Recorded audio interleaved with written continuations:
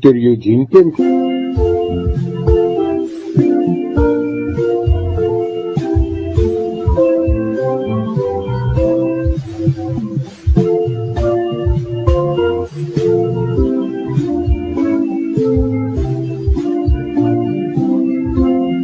Dr. Eugene Kemp, ons rink.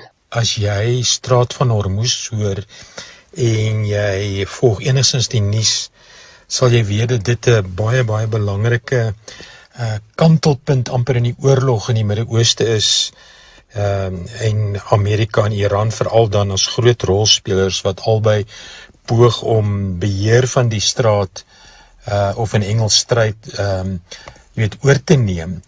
Maar hoe strategies dit eintlik is, die Straat van Hormuz is 'n nou deurgang wat die Persiese See met die oop oseaan verbind en die enigste deurgang is vir olieskepe na hulle eindpunte toe. En al is, as 'n mens op papier kyk, Iran nie naaste by in staat om eintlik die Amerikaanse militêre mag te weerstaan nie, bied hierdie vir hulle amper 'n skaakmat opset om strategies groot invloed uit te oefen. En ons ervaar die ripple effek van hierdie spanning daar in die Straat van Hormuz direk reg oor die wêreld in pryse en sommer in gemoedstoestand ook baie keer by die mense. Want bykans 20-25% van die wêreld se olie beweeg hierdeur, met Iran wat aan die noorde van die Straat van Hormuz eintlik reg aan die Straat van Hormuz grens en daarom groot invloed kan uitoefen. Op die nouste punt is die deurgang vir skepe maar 5 kilometer heen en weer.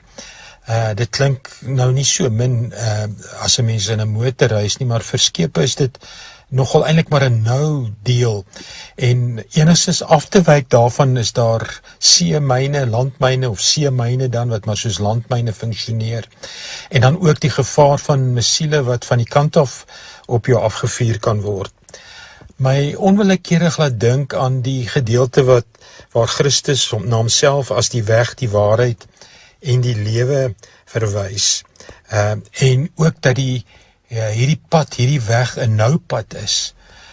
Nou, 'n mens kan nou daaroor baie redeneer, maar ek dink tog iets wat dit vir my sê is dat daar nie ander alternatiewe is nie. Ons kan nou maar poog om dit as een van baie maniere na goed toe te probeer beskryf, maar dit is baie duidelik vir jou en my as gelowige, as Christen, dat dit eintlik die enigste weg is, maar dat ons ook moet weet dat op hierdie weg daar aanslae kom, aanvalle kom, en dat dit nie sommer net, soos die Engelse sê, smooth sailing is nie, letterlik en figuurlik nie.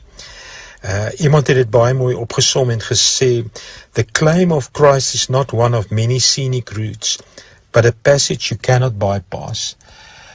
Ons kan nie sonder Christus werklik geestelik ergens wil uitkom of by 'n punt kom waar ons Nirvana of wat ook al jy dit wil noem kan bereik nie.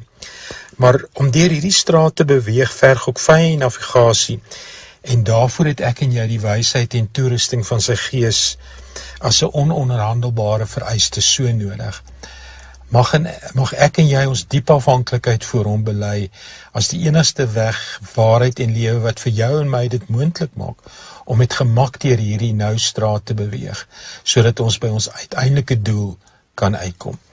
Jy kan die gedeelte weer gaan lees op my Facebook bladsy Eugene Kemp Panaki Shrink. Kan vir my skryf eugenekemp@me.com.